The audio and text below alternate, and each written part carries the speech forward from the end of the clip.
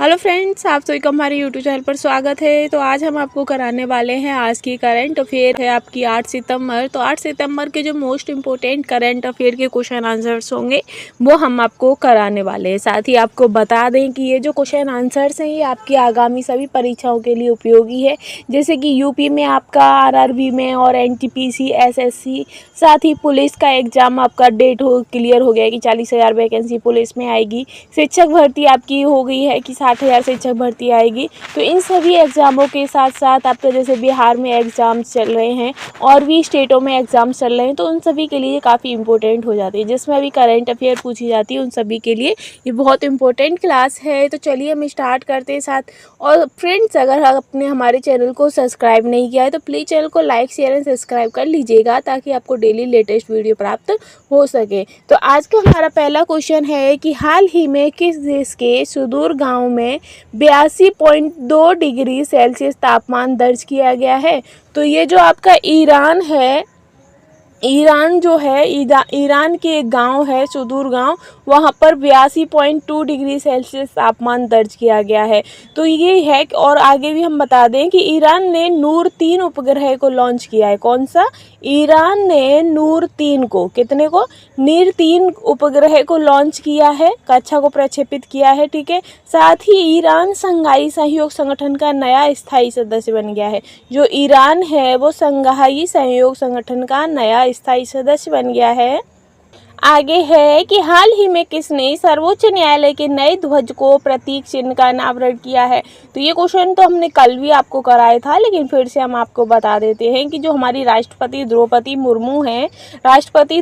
मुर्मू हैं, उन्होंने नए न्यायालय के नए ध्वज और प्रतीक चिन्ह का अनावरण किया है। ठीक है। आगे आपका नेक्स्ट क्वेश्चन रहेगा।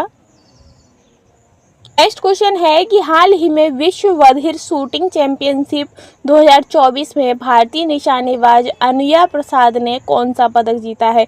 तो ये जो आपकी अनुया प्रसाद हैं उन्होंने स्वर्ण यानी कि गोल्ड पदक जीता है। कौन सा पदक जीता है? स्वर्ण पदक जीता है विश्व बधिर शूटिंग चैंपियनशिप में। ठीक है। और ये जो आपकी कौन है? अनुया प्रसाद है, ये आपकी भारतीय निशानेबाज है। ठीक है। नेक्स्ट चलेंगे नेक्स्ट क्वेश्चन पर कि हाल ही में किसने डूरंड कप 2024 का खिताब जीता है? तो जो नॉर्थ ईस्ट यूनाइटेड FC है उन्होंने डूरंड कप 2024 का खिताब जीता है। ठीक है। इसके बाद नेक्स्ट क्वेश्चन है कि हाल ही में भारतीय नौसेना का P-8I विमान किस देश में अभ्यास बरोड़ के 22वें संस्करण में भाग लेने के लिए पहुंचा है? तो जो भारतीय नौसेना का जो जहाज है वो आपका फ्रांस में, कहाँ पर? फ्रांस में P-8I विमान फ्रांस देश में अभ्यास बरोड़ के 22वें संस्करण में भाग लेने के लिए पहुंचा है। साथ ही आपको बता दें कि जो फ्रांस है उसने डिजिटल वीज़ा की पेशकश करने वाला यूरोपीय राष्ट्र संघ का जो फ्रांस है वो पहला बन गया है। ठीक है। उसके बाद है एक और है कि जो फ्रांस ने स्कूलों की जो महिलाओं की जो पोशाक है उन पर प्रतिबंध लगा दी है। वो सिर्फ स्कूल की जो पोशाक होती है वो ही यूज कर सकते हैं, अबाया कोई पोशाक नहीं पहन सकती हैं। ठीक है। आगे रहेगा आपका नेक्स्ट क्वेश्चन कि हाल ही में वर्ल्ड बैंक ने 2024-25 में भारत की विकास दर कितने प्रतिशत रहने का अनुमान लगाया है? तो जो वर्ल्ड बैंक है उसने 24-25 में भारत की जो विकास दर है वो 7% रहने का अनुमान लगाया है। ऑप्शन बी करेक्ट है।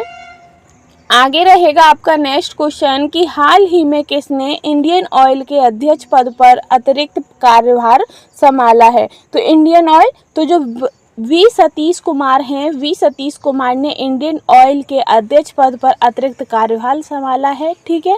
आगे चलेंगे हम नेक्स्ट क्वेश्चन पर। तो नेक्स्ट क्वेश्चन रहेगा आपका कि हाल ही में राज्य विधानसभा में एंटी रेप बिल पास हुआ है।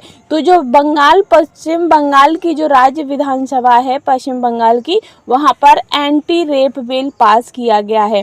साथ ही कोलकाता हाई कोर्ट में ट्रांसजेंडर के लिए 1% नौकरी आरक्षण का भी आदेश दिया है। जो ट्रांसजेंडर होते हैं यानी कि थर्ड जेंडर में जो आते हैं उनको 1% नौकरी में आरक्षण देने का हाई कोर्ट ने आदेश दिया है। साथ ही पश्चिम बंगाल में पहेला बैसाख को अपना राज्य दिवस और बंगाल माटी बंगाल जल को राजकीय गीत घोषित किया है। ठीक है।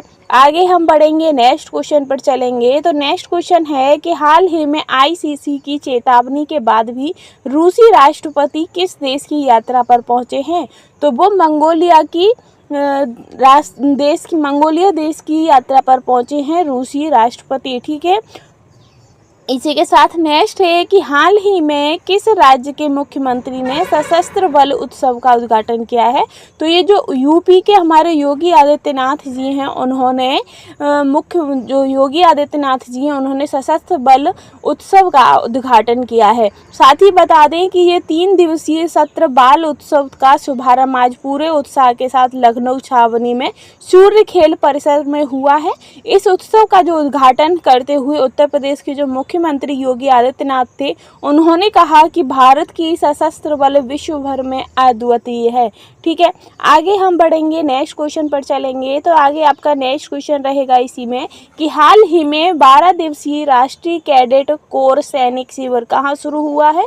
तो जो 12 दिवसीय राष्ट्रीय कैडेट कोर सैनिक शिविर है, ये आपका न्यू दिल्ली में स्टार्ट हुआ है। ठीक है, आगे रहेगा आपका नेक्स्ट क्वेश्चन है कि हाल ही में प्रधानमंत्री मोदी ने किस देश में भारतीय दूतावास के नए कार्यालय का उद्घाटन किया है?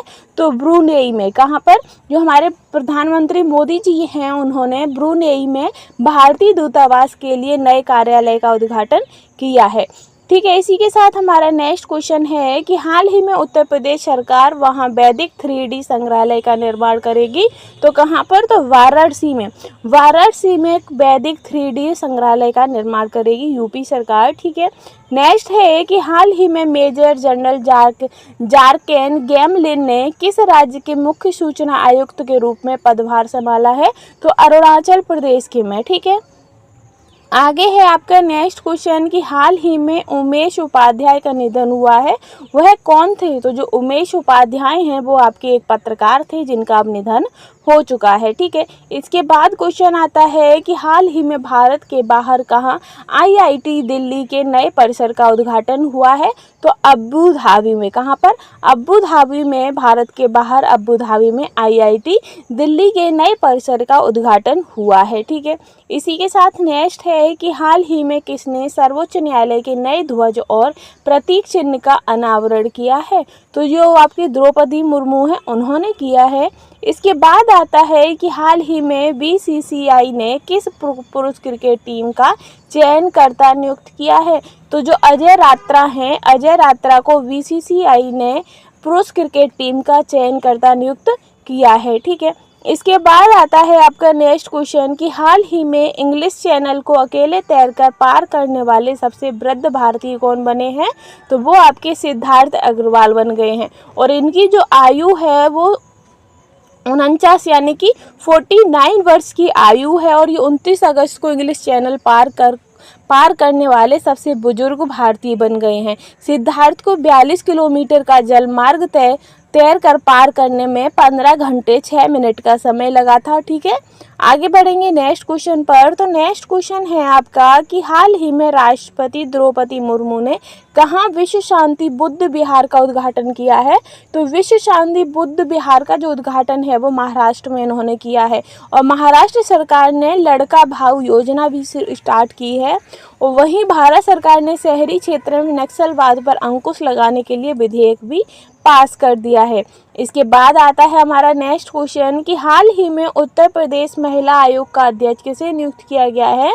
तो जो बबीता चौहान हैं, बबीता चौहान का उत्तर प्रदेश महिला आयोग का अध्यक्ष नियुक्त किया गया है। ठीक है, आगे हम चलेंगे। तो आगे आपका नेक्स्ट क्वेश्चन है कि हाल ही में जनरल इंश्योरेंस कॉरपोरेशन में सरकार अपनी कितने प्रतिशत हिस्सेदारी बेचेगी? तो 6.78% जो है, जो हमारी भारत सरकार है, वो जनरल इंश्योरेंस कॉरपोरेशन में अपनी हिस्सेदारी बेचेगी 6.78। ठीक है, इसी के साथ नेक्स्ट क्वेश्चन है कि हाल ही में फिलिप्स ने भारतीय उपमहाद्वीप बाजार हेतु किसे अपना प्रबंध निदेशक नियुक्त किया है? तो भारत से इसको प्रबंधक निदेशक नियुक्त किया है। ठीक है, आगे रहेगा आपका नेक्स्ट क्वेश्चन कि हाल ही में किसे FICCI यानी कि FICCI यूथ आइकन नामित किया गया है? तो ये जो आपके नीरज चोपड़ा हैं और आयुष्मान खुराना हैं, इनको फिक्की में यूथ आइकन नामित किया गया है। तो इसी के लिए आज के जो इन्हीं क्वेश्चनों के साथ आज की करंट अफेयर की सीरीज़ हमारी यहीं समाप्त होती है। आई होप आप लोगों को ये सीरीज़ पसंद आई होगी, क्वेश्चन भी आपको पसंद आए होंगे। अगर आपको पसंद आए हैं तो प्लीज़ चैनल के साथ बने रहिएगा और हमें सपोर्ट ज़रूर करिएगा। तो आज के लिए बस इतना ही। Thanks for watching.